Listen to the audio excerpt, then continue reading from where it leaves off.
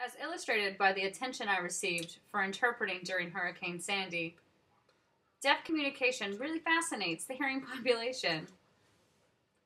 Growing up a child of deaf adults, it took me a long time to accept the wonderment others experienced when they see sign language being used.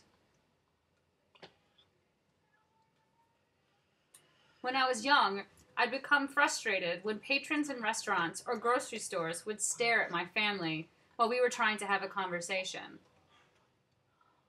Being naive, I didn't know that their stares were not meant to be insulting. I didn't realize that most hearing people have no communications or interactions with deaf people. It never even occurred to me that most don't know how.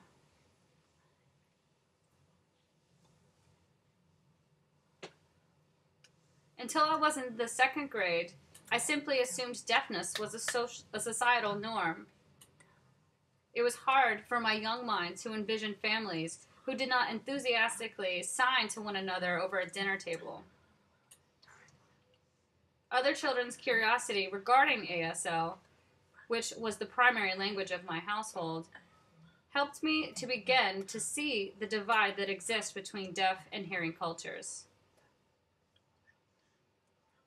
I feel such an innate connection with the 38 million deaf and hard of hearing individuals living silently among America's hearing population. Sign language is the third most widely used language in the U.S. Yet deaf and hard of hearing accommodation remain frightfully scarce. How is it that in 2013 we have not created a cultural melting pot where deafness is, as far for so long I believed, a normal aspect of life?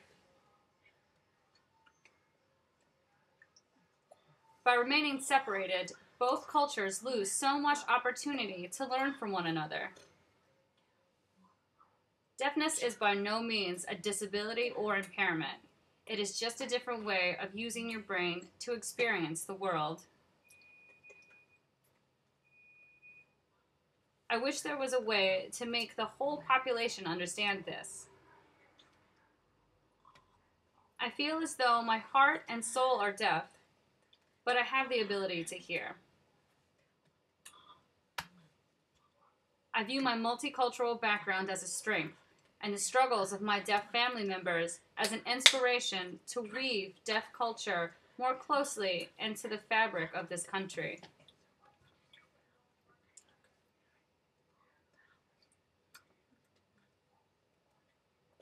Ultimately, I would love to help society let go of their misconceptions, and one of the best ways to do so is to keep pushing for all-inclusive events.